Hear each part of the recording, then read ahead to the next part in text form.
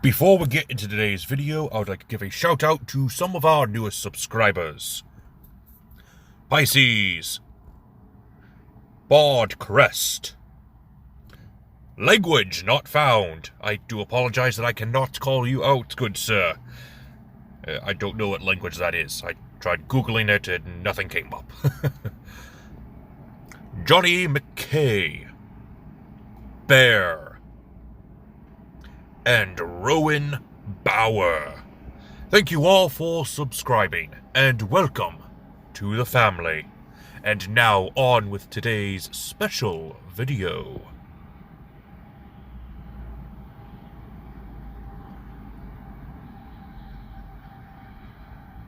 Greetings, my dear viewers. It is I, Drayhon, and welcome back to Dungeons & Dragons Character Conversion, where we take a look at characters from across media and convert them into a playable character for Dungeons & Dragons 5th edition. Today we are actually looking at a viewer request from Ag Silver Radio for Queen Glory from the Wings of Fire franchise. Yeah, this is our first full-on dragon. We did do a dragon build, in quotations, before, but it was a partner for the main character, Eragon. So, yeah, we haven't gone over an actual dragon build before, so this should be interesting. But with that being said, I try to pride myself in making these character builds at the very least 95% accurate to the source material. So while there is a way to make a build in the spirit of the character, and I will go over that in this video as well, I'm going to try to do everything I can with this character, with the information that I was able to gather from the Wikipedia page that I found, since I could not find the books. Though Ag Silver Radio has graced me with information on this character, so I should be able to get it at least 90% accurate. I'm sure I will be missing a few things here and there, but with that being said, let's go ahead and get started with today's build by going over the stats. We are using the point buy system for our stats, and I have the following. Strength will be at a 10, Dexterity will be at a 12, Constitution at a 13, Intelligence at a 14, Wisdom at a 14, and Charisma at a 10. And now for the race. Now we have two different races we are going to go over. We're going to go over the lore accurate race, and then we're going to go for a race that is in the spirit of the character.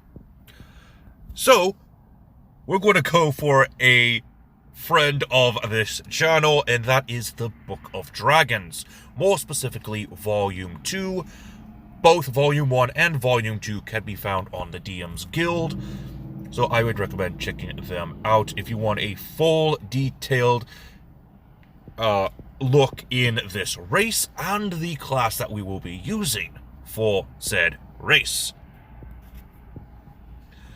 So, the Book of Dragons gives us the dragon race. We're going to go with a green dragon, of course, as specified by Ag Silver Radio, and supported by the lore of Glory. Now, being a dragon, of course, gives us a +1 to our strength and a +1 to our constitution. But being a green dragon also gives us a +1 to our intelligence and a +2 to our charisma. We get a flying speed of 30 feet, a swimming speed of 30 feet, and a flying speed of 60 feet. We also get blind sight for 10 feet, a breath weapon with a save DC of 8, plus your proficiency bonus, plus your constitution modifier. This is a 15-foot cone constitution saving throw that deals 6d6 poison damage. Not bad. We also have damage immunity to poison and a condition immunity to poison as well. We also have dark vision of 60 feet. We have keen senses. This gives us expertise in the perception skill. We have monstrous form, which also means that we are unable to use weapons and normal-sized armor. We have an armor class of 17 thanks to our skills, and natural weapons. Our claws do 1d6 plus our strength modifier in damage, while our bite is 1d10 plus our strength modifier. Since we are a green dragon, we are also amphibious, meaning that we can breathe both air and in water. If you do not want to go with the dragon race, or if your dungeon master does not allow you to use the dragon race, since it technically is homebrew and a third-party material, we're going to go instead with the spirit of the character, and that is going to be Dragonborn. More specifically, Drakenblood Dragonborn. That's right, whenever we are dealing with a Dragonborn with a tail, we need to go to Wildemount in order to get our tailed Dragonborn, which isn't too bad. I mean, yes, it is a little bit weaker than the updated version of the Dragonborn that we get in Fizzbands, but we still get a pretty good Dragonborn.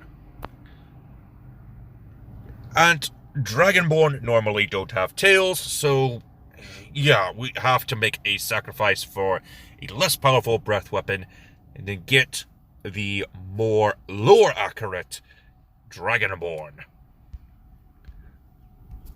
So we get a +1 to our constitution and a +2 to our dexterity.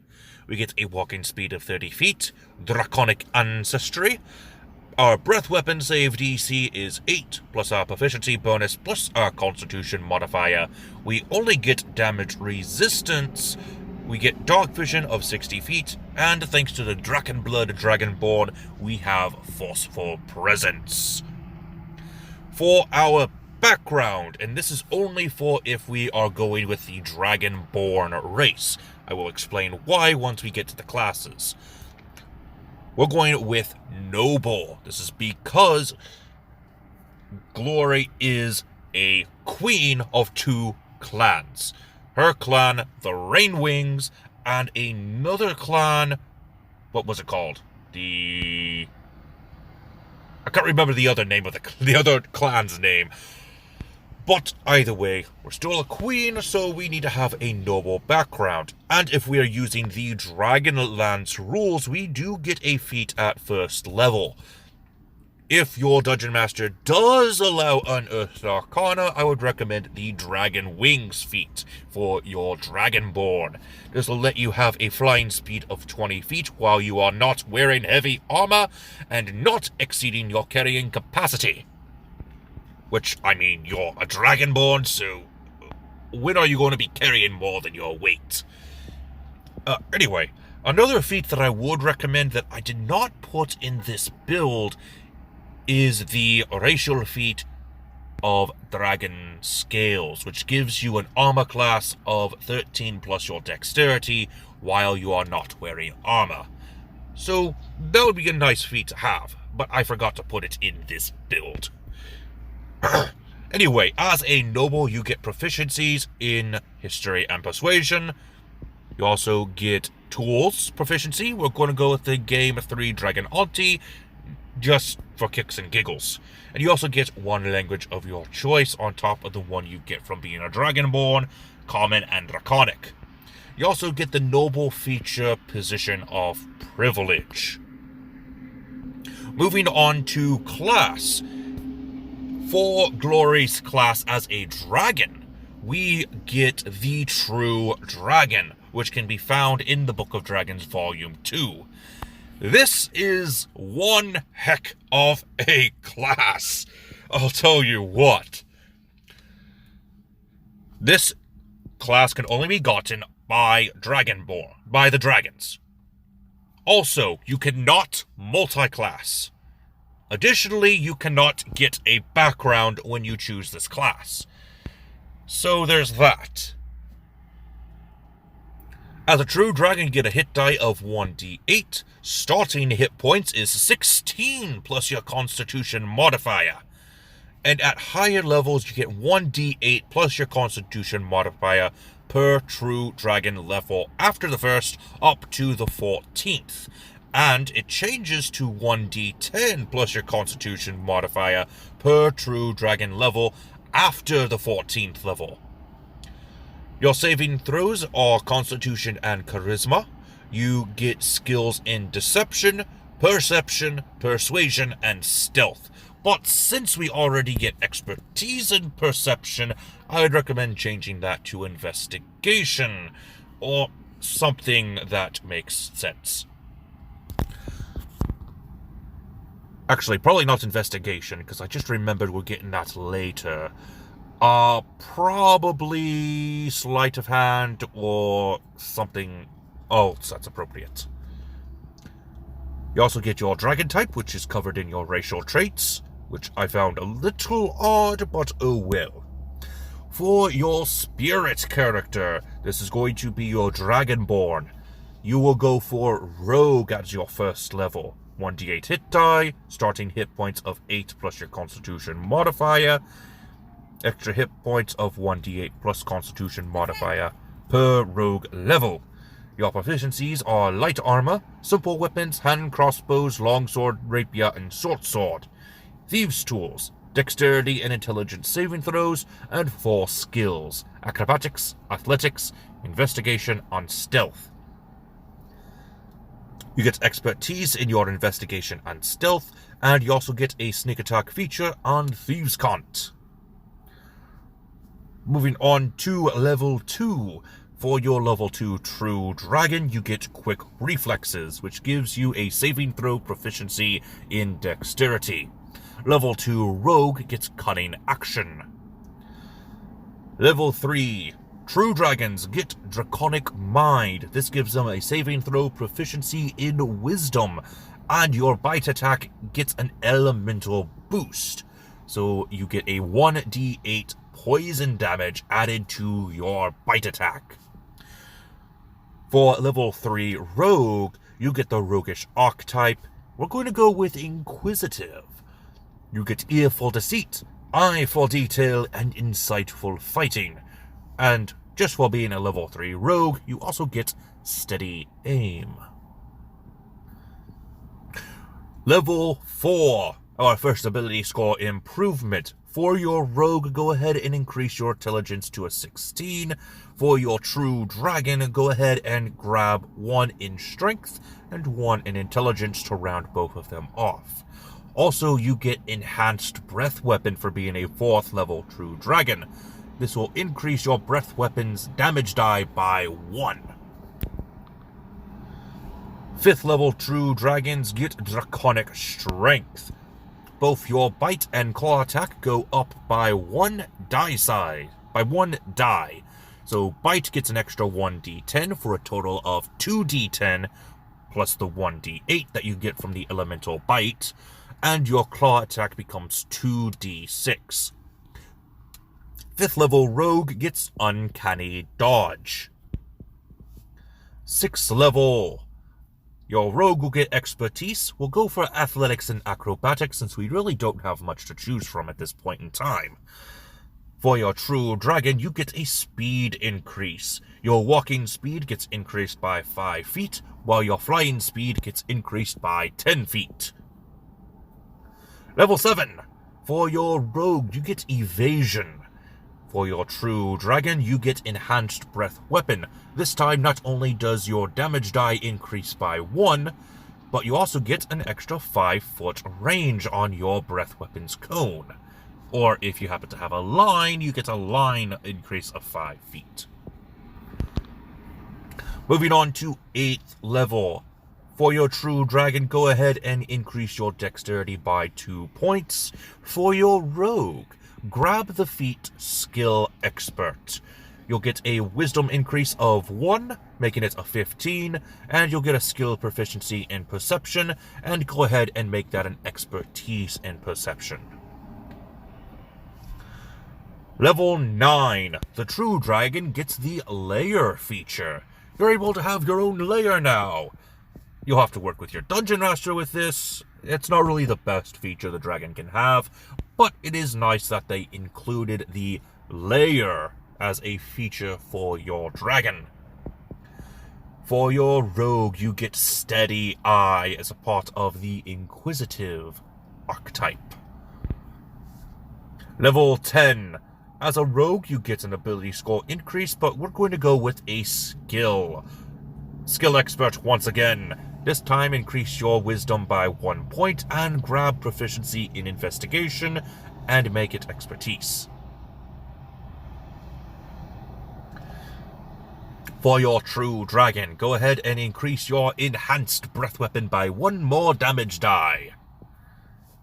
For level 11, your rogue gets reliable talent, while your true dragon gets extra attack. Of course, according to your extra attack feature, one of those extra attacks must be your bite.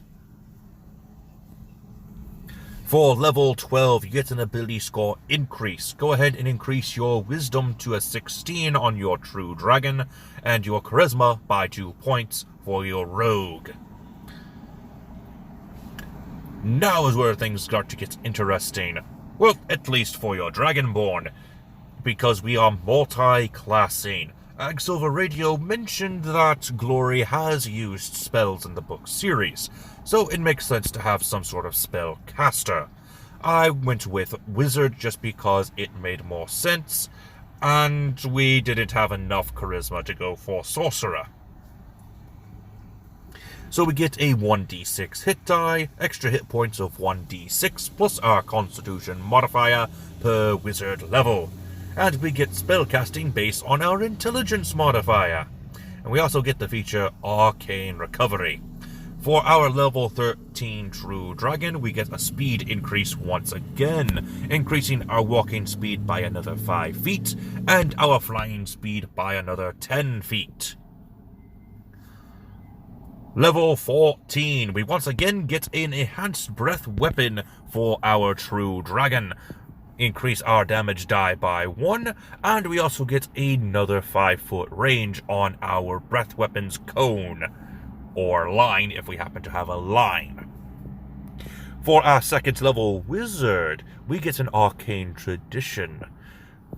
Going over the article on Wikipedia, it is quite clear that Glory would be a perfect match for the Arcane Tradition of War Magic. This will give us Arcane Deflection and Tactical Wit. Now we are at level 15. For the True Dragon, we get a size increase. This increases our size to large, our reach to 10 feet, our hit die to a D10. And since we have increased our hit die to a D10, we get a hit point compensation of plus 15. Nothing on the wizard, unfortunately, at level 3 other than a new spell slot. For level 16, we get a ability score increase on both of our builds. Level 16, True Dragon, and level 4 Wizard. It's not really going to matter which one this is, we are still going to get the same item. The Observant feat. This will increase our wisdom by 1 point, as well as giving us a plus 5 to our passive wisdom perception and passive intelligence investigation checks. For level 17 of the True Dragon, we get Enhanced Breath Weapon once again, increasing our breath weapon's damage die by 1 point. But we also get Tough Scales, increasing our armor class to an 18. At level 18, we now have Wizard level 6 feature Power Surge, thanks to the War Mage. Level 18 True Dragon gets Frightful Presence and Powerful Senses. Dark Vision has been increased to a 120-foot radius, while our Blind Sight is a 30-foot radius.